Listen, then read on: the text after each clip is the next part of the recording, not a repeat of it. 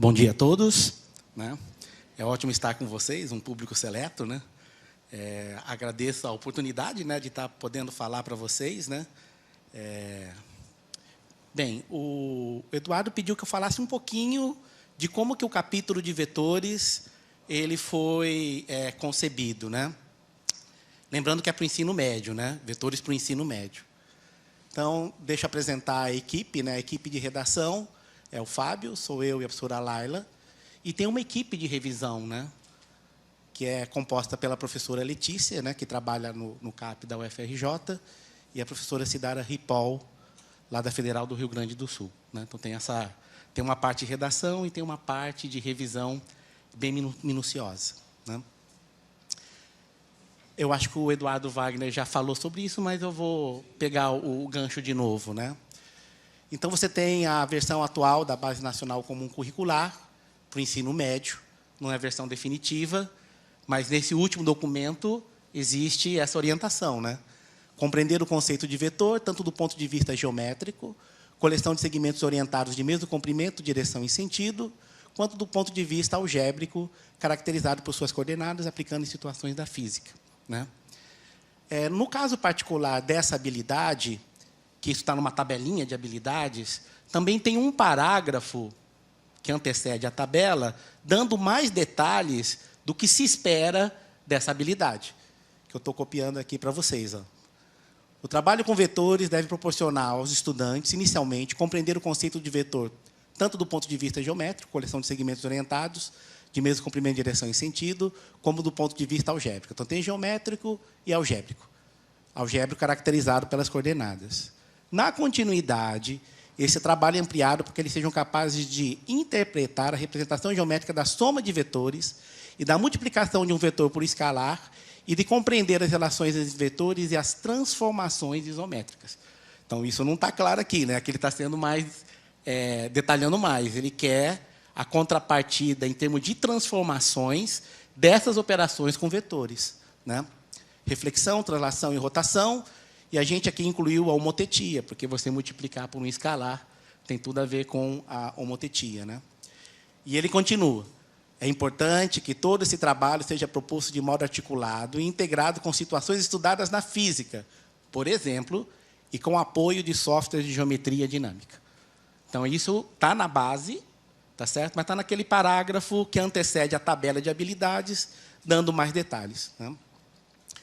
Muito bem, então, essa é a missão. A missão é essa. Qual é a nossa abordagem, né? Qual a abordagem que a gente adotou para o capítulo, né? Então, primeiro, você tem que coletar informação sobre o assunto, né? Do que trata o ensino de vetor, né? Ali está dizendo que você vai ensinar, mas com que enfoque, né? Ter as informações não é suficiente. Então, você tem que ter uma relação entre as informações, né? Você tem que conectar os pontinhos, né? E isso a gente está procurando levar bem a sério, né? Ou seja, você pegar um assunto e ver as conexões que esse assunto tem.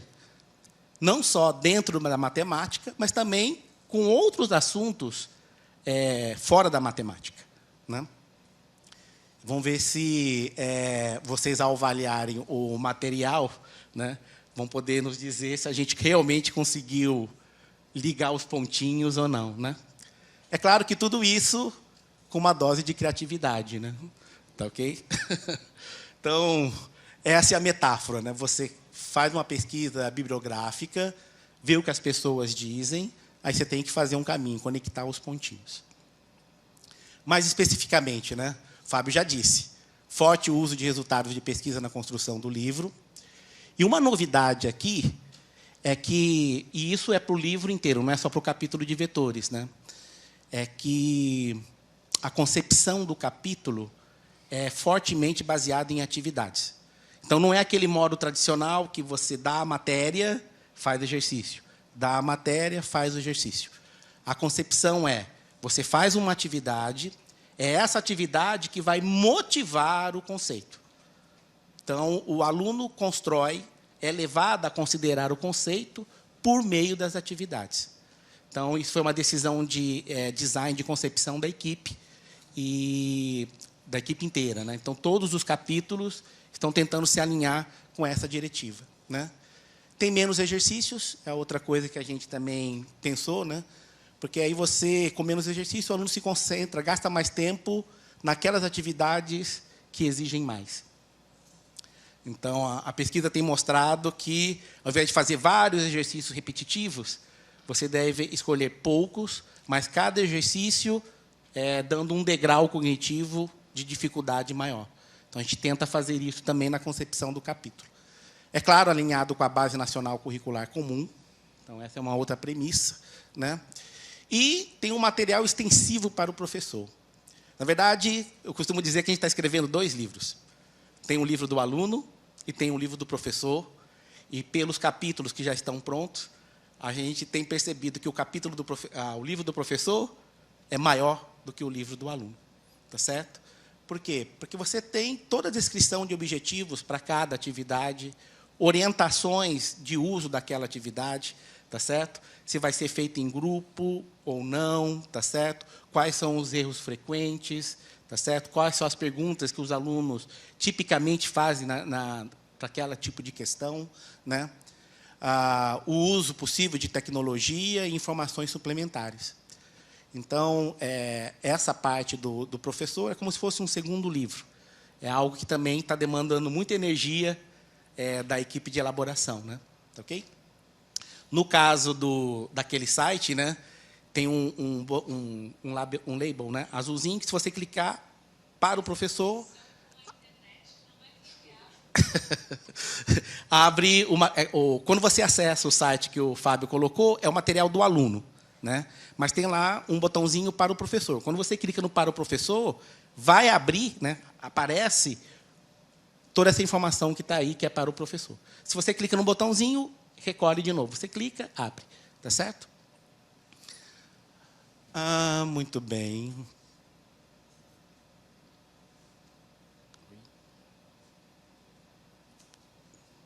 Deu uma travadinha aqui, porque será? Vamos ver. Foi, né? Agora, deixa eu falar um pouquinho sobre como que esse capítulo foi concebido, né? Então, você olha para o BNCC, você vê, você quer falar de vetores por conta da física, porque existem grandezas que são vetoriais. Quais são as grandezas vetoriais típicas lá do ensino médio, que o aluno do ensino médio tem que trabalhar? Quais são essas? Força, velocidade, aceleração, deslocamento, tá certo? Isso. Eu não sei se vocês percebem que essas grandezas vetoriais, elas têm um encadeamento, tá certo? Então, por exemplo, para você falar de aceleração, você tem que falar de velocidade, porque aceleração é variação de velocidade. Para você falar de velocidade, você tem que falar de deslocamento, porque velocidade é variação de deslocamento. E para falar de deslocamento, você tem que falar de posição relativa, porque deslocamento é variação de posição relativa. Como a Base Nacional diz que você tem que fazer um ensino de vetores articulado e integrado com o ensino de física, a gente levou isso bem a sério, né? Então, vocês vão perceber que na concepção do livro, a gente começa, posição relativa. Você começa falando de posição relativa e como que os vetores aparecem aí. Depois vem o deslocamento, depois vem a velocidade, a aceleração e a força, né? Então, mais ou menos, a sequência de conceitos, de grandezas vetoriais que vem em física, ditou, tá certo, como que a apresentação de vetores vai ser feita, já que a gente quer seguir a BNCC. Tá certo? Você pode até não concordar. Não, que negócio é esse? Não precisa ser feito assim. Vamos fazer com translação, como na França faz. A França começa com translação, vetores em translação e pronto, né? Mas já que é para seguir a BNCC, então você tem que fazer dessa forma articulada, né? E aqui tem uns assuntos. Então, o vetor do ponto de vista geométrico, tem grandezas escalares vetoriais, vetor posição, vetor relativo, segmentos orientados. Aqui tem uma sistematização, né? Tá certo? Forças e vetores. Do ponto de vista algébrico, coordenadas de um vetor no plano. Aí tem a interpretação geométrica, né? Como pede a BNCC, né? a caracterização da igualdade em termos das coordenadas e a demonstração de algumas propriedades de operações com vetores via coordenadas. Aliás, isso aqui está no material do professor, né? Logo no início do capítulo tem o que é tratado nesse capítulo. E também está dito lá o que não é tratado, tá certo? Você tem uma escolha de tempo, tá certo? A BNCC fez certas exigências e, por exemplo, a BNCC não sugeriu o uso de produto escalar e produto vetorial. Então, pela quantidade de conteúdo, a gente decidiu, de forma consciente, não incluir isso. Tá certo? Vetores em dimensões superiores também não são mencionados apenas na seção de aprofundamentos. Deixa eu colocar alguns diferenciais do capítulo. A ideia inicial é não atrelar as atividades ao uso obrigatório de recursos computacionais. Tá certo? Porque tem aquela pergunta, às vezes o professor está numa escola que não tem, aí como que faz? Então, em princípio, no capítulo de vetores, se você olhar para a parte do aluno, não tem o uso de recursos computacionais. Então, por exemplo, uma das atividades é a corrida de vetores, onde os alunos têm que disputar uma corrida, selecionando de forma alternada os vetores para andar numa pista aqui e fazer uma volta. Então, no texto para o aluno, isso está proposto como um jogo de tabuleiro. Tá certo?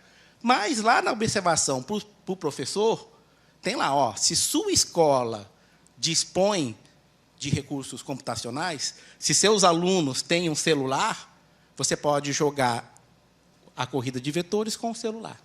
Então, a inserção de recursos digitais ela é feita de maneira opcional a critério do professor. Né? Só mostrar aqui. Aliás, a Bruna, cadê a Bruna? A Bruna ajudou, Bruna, aluna nossa lá da UF, ajudou nessa atividade aqui. Deixa eu ver. Aqui, ó. Então, você vai selecionando os vetorzinhos, né? Então, aqui são vetores de deslocamentos, né? E a ideia aqui é mostrar por que faz sentido considerar dois vetores com a mesma direção, módulo e sentido iguais, né? Você está usando a mesma cartinha, né? Para especificar o movimento que você quer fazer. É a mesma carta, independente de onde você está aqui na pista, né? Então, foi uma maneira que a gente pensou para colocar essa ideia de equivalência, né? Como o matemático faz. Outra coisa, apesar da BNCC ela dizer que o ensino, né, a condução deve ser feita em parceria com física, né? Por exemplo, né, a gente tentou também incluir aplicações que são mais contemporâneas, mais recentes. Né? Então, por exemplo, num Para Saber Mais, lá do livro, tem a aplicação de vetores em computação gráfica, na compactação de imagens. Né? Então, tem esse astronauta que quer transmitir isso para a Terra. Né? Transmitir um vídeo é transmitir uma sequência de fotos. Tá certo? Se você transmitisse cada foto, você ia gastar muito informação. Né? Você está congestionando o canal de transmissão. Então, tem um sistema de compactação que usa vetores. Em que sentido? Vocês vão observar que, quando você vê o filme, tem partes da imagem que não são alteradas de um quadro para outro. Tá certo? Então, você não precisaria transmitir uma coisa que não mudou. Né? Então, essa técnica de compactação funciona assim. Você transmite da onde um pixel, né, da onde um pontinho da imagem foi para outro. Você só transmite aquilo que mudou. Isso já dá uma compactação importante. E aqui tem um esquema que permite visualizar isso. Né? Então, de novo, né, lembra conectar os pontinhos? Se você está falando de vetor deslocamento, aqui está uma manifestação do vetor deslocamento numa aplicação contemporânea. Vai ter um áudio, não sei se vai estar muito alto. Hein? Não, então tá bom. Vocês estão observando que aqui quase não muda, né? Vocês estão vendo os vetorzinhos aí?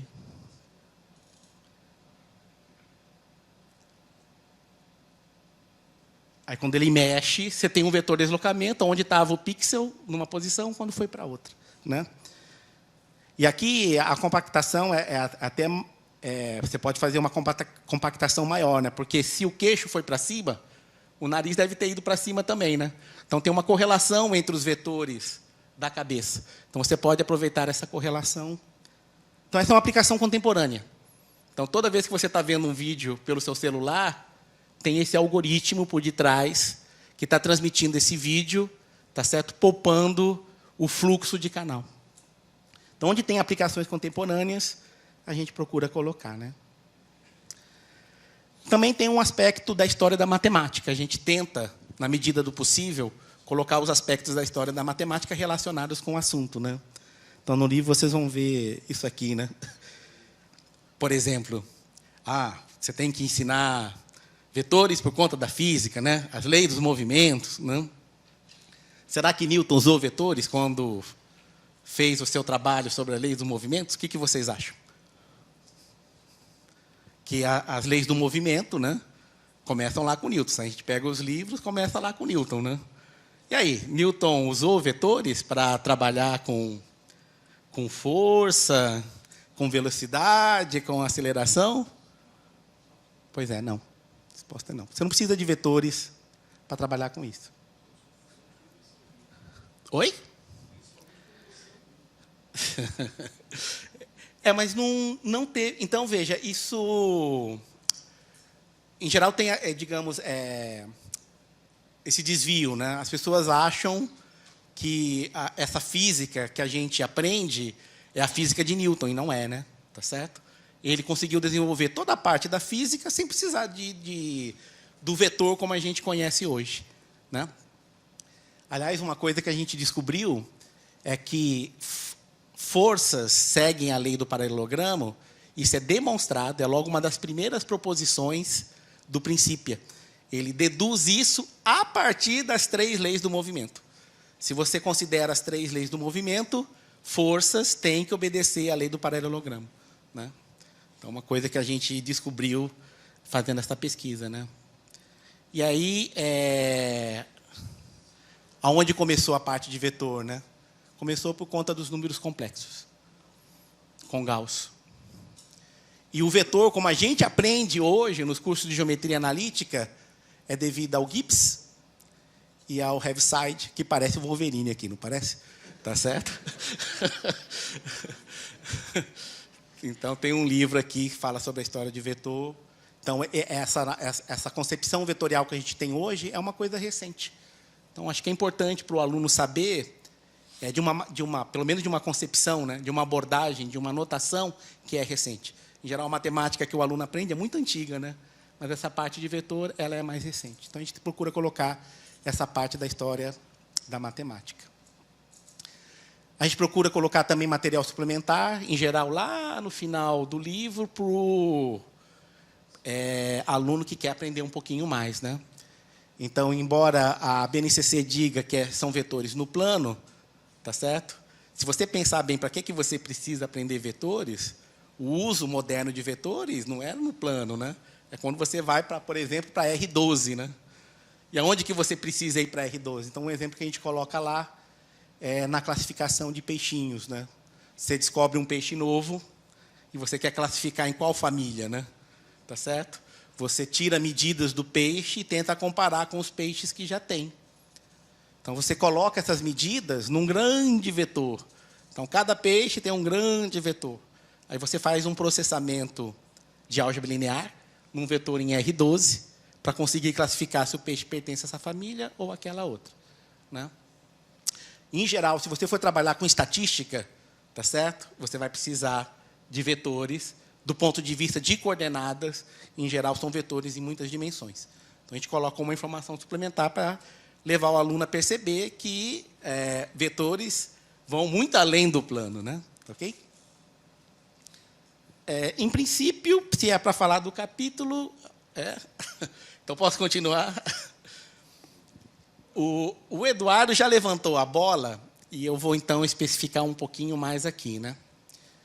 Uma coisa que nos surpreendeu na hora de fazer aquele levantamento bibliográfico já que você tem que fazer, está dizendo a BNCC lá, né? Eu não sei se quando eles escreveram aqui, eles tinham consciência, né? Das diferenças entre o vetor na matemática e o vetor na física. A gente descobriu que não é a mesma coisa, tá certo? Primeiro, que não é tradição aqui no Brasil, tá certo? Do ensino de vetores ficar a cargo do professor de matemática. Quem aqui é professor de matemática e ensinou vetores dentro da disciplina de matemática? Tem alguém? 2. Tá certo? Mas é raro. Se a BNCC for aprovada, não vai ser exceção, vai ser a regra, né? Todos vocês vão ter que ensinar vetores. E se essa BNCC for aprovada, todos vocês vão ter que ensinar vetores de forma integrada e articulada com física, né?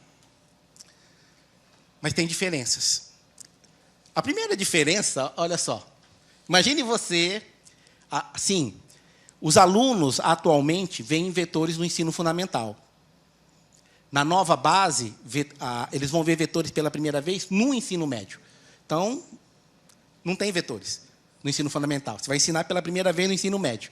Imagine você chegando na primeira vez que vai ensinar vetores, e você mostra essa figura aqui, né?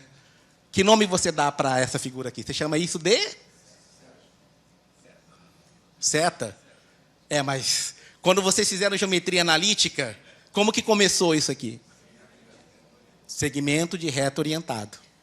Só matemático chama isso de segmento de reto orientado.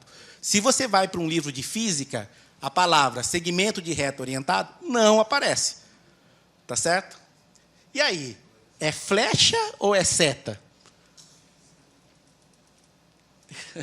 Então, nós fizemos uma pesquisa lá no Google Books, que são fontes mais confiáveis, né?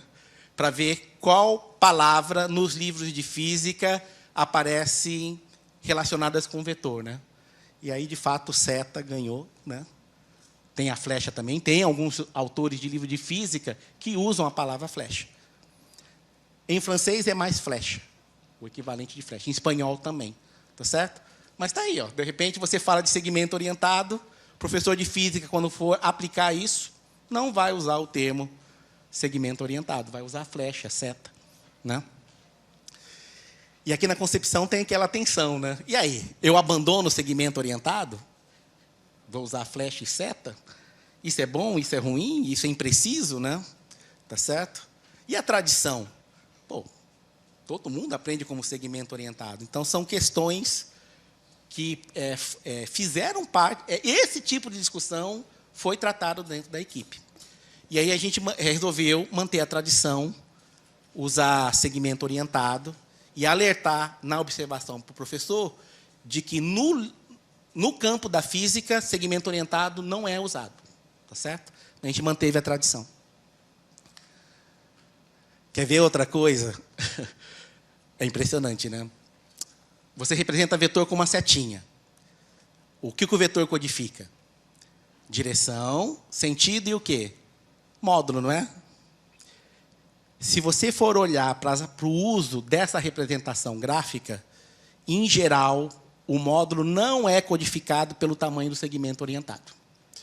Então, tem esse site FET, que ele faz, é um site muito conhecido com o pessoal da física, né? É um site conceituado de simulações em física, né? E aqui ele está representando, tem duas cargas elétricas e ele está representando aqui o campo elétrico. Observe que as setinhas estão dando só a direção e o sentido. A intensidade do campo não é dado pelo comprimento da setinha, é dado por quem? Se a setinha está mais visível ou está mais invisível. Cara, você vai ensinar vetor e você nunca menciona isso, né? Quer dizer que o professor de matemática tradicionalmente faria assim, no tipo de representação onde o módulo é codificado pelo tamanho do segmento orientado, e você nunca adverte o aluno de que, de repente, outras representações são usadas por outras áreas. Então, esse exercício que a gente fez na concepção do livro, de olhar a outra área, realmente olhar para os livros, para os artigos das outras áreas, nos ensinou muito, né? Quer ver? Ó, aqui tem um mapa de ondas, tá certo? Sabe como a intensidade do vetor é codificada? Pela cor. É mais fácil você encontrar no dia a dia, na internet, nas informações para o cidadão comum, a codificação por cor, ou se está mais transparente ou menos transparente, do que aquela tradicional usada pelo matemático. Ela não é muito empregada lá fora. Tá certo? Aqui também, né? Só que aqui ele colocou a cor no vetor. Tá certo? Todos têm o mesmo tamanho, mas a intensidade. Esse aqui é o mapa de vento que estava 2 dias após o acidente lá da barragem de Mariana. Então, essa reportagem queria colocar, ver se, de repente, os ventos tiveram alguma influência naquele acidente. Então, vai o nosso cidadão comum, o nosso aluno, olhar essa informação que está lá no site, tá certo? E aí ele vê uma representação de vetor que não é aquela que o professor de matemática típico explica, né? Então, na orientação... Aliás, tem uma das atividades do livro é justamente essa questão da representação, né? Em que sentido setas representam vetor? Será que só dá para representar vetor por setinhas? Tá certo? Aliás, se você perguntar isso para uma abelha, sabia? Todo mundo sabe que a abelha tem a ver com matemática por conta do quê? Dos hexágonos. Isso aí é o clássico, né? Mas na nossa pesquisa bibliográfica, a gente descobriu que, olha só, as abelhas também sabem vetores. Então, uma abelha descobre uma flor lá que dá para colher bastante néctar. Ela quer informar para as suas companheiras aonde que está esse local com bastante néctar. Ela não vai pegar e desenhar, né? Olha aqui, você segue esse vetor aqui, né? Você chega lá, né? Isso eu achei super interessante, né? Porque descola o conceito da representação que você faz daquele conceito. Tá certo? Uma coisa é o conceito, outra coisa é como você representa. Que nem número, né? Você tem um número 1, 2, 3, mas você pode escrever em chinês, pode escrever em braille. Você tem um conceito, você tem a representação do conceito. No caso das abelhas, tem um vídeo. Então, vocês podem acessar, clicar lá, ver o vídeo no YouTube. Sabe como as abelhas elas codificam uma informação vetorial, uma grandeza vetorial, que é a posição relativa do néctar com relação à colmeia, por uma dança. Exatamente. Então, a direção da dança é a direção em sentido aonde estão as flores. E a distância é a duração da dança.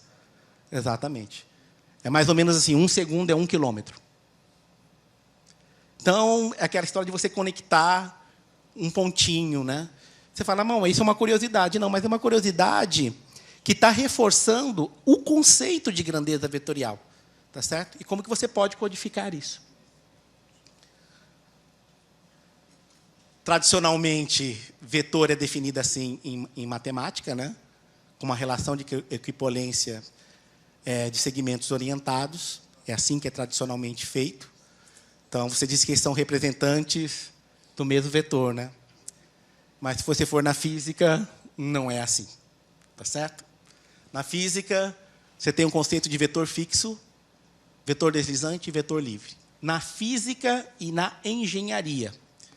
Se você pegar um livro de engenharia, de estática, é o livro onde você vai encontrar a maior quantidade de vetores por centímetro quadrado de página de livro, né?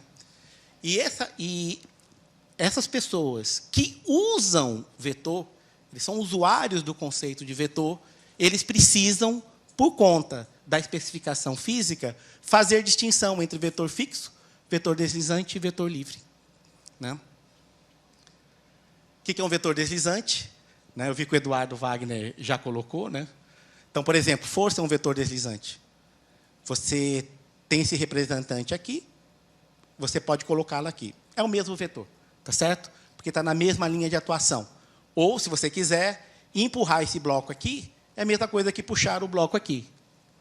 Então, a força é uma grandeza vetorial que é representada por um vetor. Mas não é um vetor qualquer, é um vetor deslizante.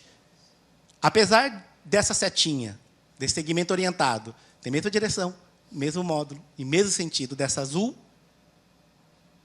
como força, isso é bem diferente disso. A força aqui faz o bloco girar para cá, a força aqui faz ela girar para cá. É diferente. Então, imagine... Qual é o vetor da matemática? O vetor da matemática é o vetor livre, né, que você pode pôr em qualquer lugar. Imagine o menino com o professor de matemática pensando no vetor livre, na hora que vai aplicar, não, posso pôr em qualquer lugar. Né? Então, tem essas sutilezas. O que é o vetor fixo? Pega um canudinho de borracha, né? E aí você quer esticá-lo. Isso é um vetor fixo. As setinhas têm que ser colocadas exatamente aqui. Colocar aqui é outro efeito. Colocar aqui é outro efeito. Então, um vetor fixo tem que ser ali. Você não pode tirar dali. Né? E o vetor livre é o vetor que a gente conhece da matemática. Né? Ela pergunta para vocês. Daquela linha de física, o primeiro vetor é o vetor posição relativa. Né? Vocês acham que vetor posição relativa é um vetor que é fixo, que ele é deslizante ou ele é livre? Ele é fixo. Então, o primeiro vetor do conceito mais base em física já não é o vetor como que é tradicionalmente colocado na matemática. Então, tudo isso ele está escrito naquele material para o professor. Tá certo? Para o professor ter a advertência. Né? Ter uma outra consequência, um outro objetivo do livro, né? É justamente trazer esses resultados novos, tá certo? Para o professor. Então, funcionaria como um curso, né? Como uma maneira do professor também aprender coisas novas. Né? Acho que isso eu vou pular, que é... Como que você somaria essas duas forças nesse corpo extenso? Se fosse em geometria analítica, você fala, que bobagem. Põe aqui e soma, né? Mas não funciona assim, né? Vou fazer, então. Isso aqui está num livro de engenharia. Olha como que eles somam essas duas forças, né?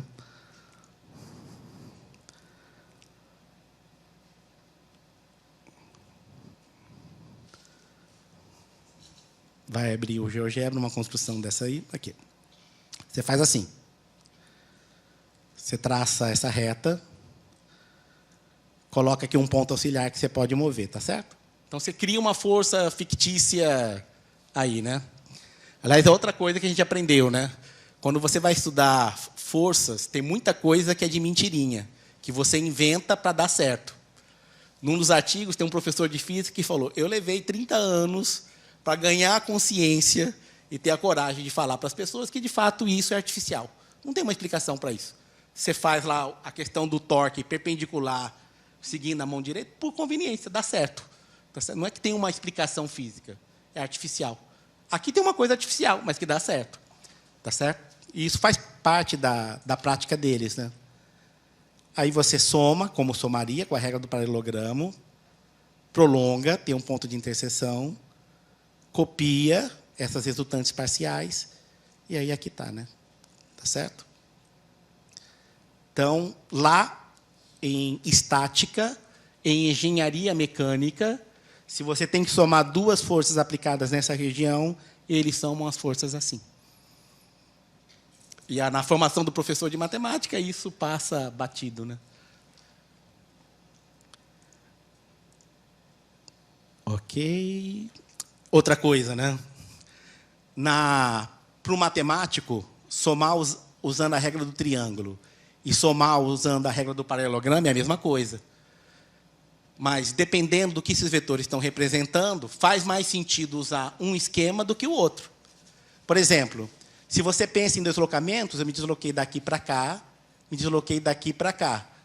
Então, esse é o deslocamento resultante. Se você fala de deslocamento, a regra do triângulo é que aparece primeiro. E nós estamos sendo fiéis a isso. Como o deslocamento vem antes de força, a primeira vez que no livro, no capítulo, aparece a soma de forças, é usando a regra do triângulo. Por quê? Você tentar somar deslocamentos assim, cria um nó, né? O que é deslocar para cá e depois deslocar para cá? Você está puxando em duas direções. Que negócio é esse, né? Não faz sentido. Agora, se você pensa em forças, tá certo? É mais natural você pensar assim do que aqui, né? Porque aqui você tem duas forças sendo aplicadas no mesmo ponto. Essa força é resultante. Aqui você tem forças aplicadas em pontos diferentes. Não faz sentido, né? Então, tem que ter consciência disso. No livro é feito assim. Você começa dos particulares até chegar lá no Organizando as Ideias, no vetor matemático, que é feita por classes de equivalência. Tá certo? Mas se você vai querer construir o conceito, ainda articulando com física, você tem que ser justo, né? Se você está falando em deslocamento, você tem que fazer a restrição do uso de vetor compatível com deslocamento. Senão cria um nó. Cria um nó na cabeça do aluno, né? Uma analogia que nos ajudou muito é que pensar em vetor e pensar em números racionais é muito parecido. Tá certo? Vetores são classes de equivalência para a matemática. Números racionais são classes de equivalência em frações. Curioso, né? Qual é um dos assuntos mais difíceis no ensino fundamental? Então, isso é um alerta quando você pensa em termos de vetores, né? Porque essa dificuldade vem justamente desse ambiente que é um pouquinho mais complexo, né? Você tem que pensar em classes de equivalência. Você tem várias interpretações para frações, parte todo, divisão, razão, medida, operador. Em vetores também tem várias interpretações. Posição, deslocamento, velocidade, aceleração, força e torque. Tudo é representado por vetor, mas tem as particularidades. Aqui também, né? Como que você soma? Como que você trabalha com soma de razões? Tá certo? Tem as suas particularidades. A igualdade de frações se dá estabelecendo um critério, como o Eduardo fez lá com a garrafinha de Coca-Cola, que eu gostei bastante, né? Você tem que estabelecer um critério de igualdade, né? Então, você tem um critério de igualdade de frações, como você tem um critério de igualdade para segmentos orientados. Em que sentido 1/2 é igual a 2/4, né? Então, a gente tem um livro de frações também, né, Fábio? Para o ensino fundamental, que vocês podem olhar também. E lá a gente coloca, né? Bom, 1/2, você pega a torta, divide em 2 pedaços e pega 1. Você pega uma torta, divide em 4, pega 2. Não é a mesma coisa. Uma você dividiu ao meio, não se dividiu. Você tem que fazer mais um corte, né? Em que sentido as frações são iguais? São iguais porque a quantidade de chocolate que você separa é a mesma. Tá certo? Em vetores também tem que eles são iguais se possuem a mesma direção e sentido. A questão do rigor, né? Você diz um número racional 2/4, né? O certo seria dizer um número racional cujo representante é a fração 2/4, né? Só que fica pendante. Você cria um abuso de linguagem para facilitar a comunicação, né? Em vetores também tem, né? Você fala o vetor OP, em vez de falar o vetor cujo representante é o segmento orientado OP. Então, tem um paralelo muito justo, né, entre os dois conceitos. Eu acho que era isso, né? Nós contamos muito com a colaboração de vocês, né? No sentido de ler aquele material, criticar, dar sugestões, né? Sendo que a gente dá o crédito, né? Se você coloca lá e fala, ó, tem essa ideia, faz assim aqui, crédito para vocês, o nome de vocês vai aparecer lá, né? Tá certo? Tanto que naquele formulário a gente pede que você coloque o nome e o e-mail justamente para facilitar esse esquema de dar crédito, porque o livro é colaborativo, o livro é aberto, né? Tem que ser uma construção conjunta, né? Acho que me estendi demais, obrigado, hein?